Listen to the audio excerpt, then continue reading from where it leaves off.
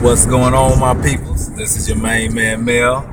Today, we are literally mobilizing our motives. You understand what I'm saying? We are on the way to Oklahoma right now on a visit the family, set up some things for our transition as we're getting ready to transition over to Oklahoma from Atlanta. So this day we've been taking a stroll to the mailbox. You could probably think, on a road trip you do a lot of chit chatting. The wife and I have been strolling to the mailbox just on the mindset of wealth and true wealth, what it is, and understanding it, feeling it, knowing it, so that it feeds you, so that you grow from wealth. Because it's not something that you're looking to work all your life to and then obtain wealth and retire on it. You know what I mean? That's a confused message of a day gone by.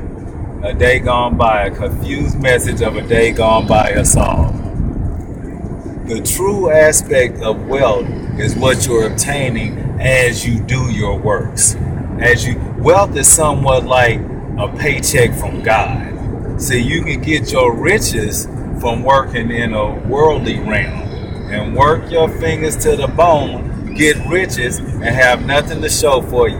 And that's the stuff that they say you can't take with you. But wealth, see, that's a different story.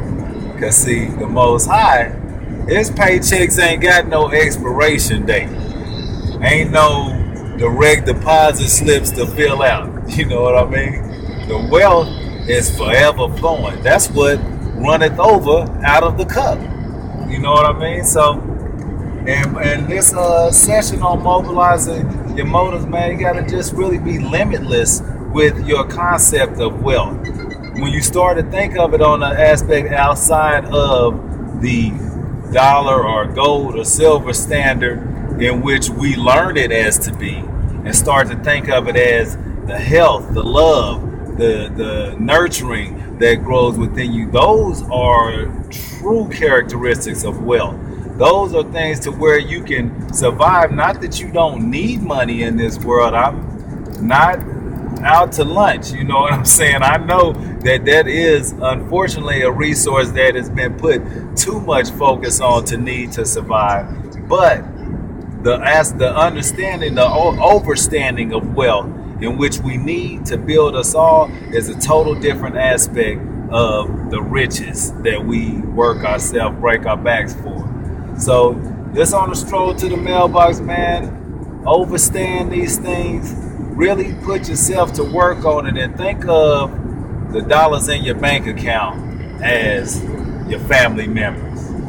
Love them, check on them like you check on that account. Think on your friends and loved ones as the jewelry that you wrap around your wrist or wrap around your neck that you can't leave home without and you take so much care of.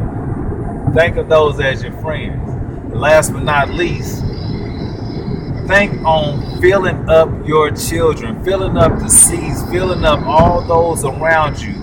Fill their tanks like you constantly fill your tanks with this overpriced gas that we are forced to pay for because we've been conditioned to think we need this to get to here to there. And unfortunately, the way that we've all been spread apart and the things that we've been taken away from, we do need different modes of transportation to get to. But in the aspect of filling up on wealth and riches, you can have, like Ross say, got 20 cars that cost them $5,000 just to fill the gas tanks. That's on riches. How much will it take you to fill the tanks of all of those around you? And that's definitely not a knock on Ross or nothing. I got love for the guy. Do what you do, black man. Raise up.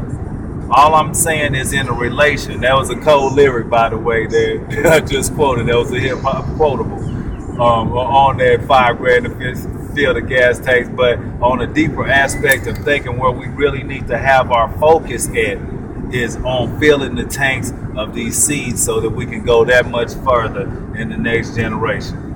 This is your boy, your main man, Mel, that is, giving you that fuel that's needed on the stroll to the mailbox and the ability to mobilize your motives on this Monday.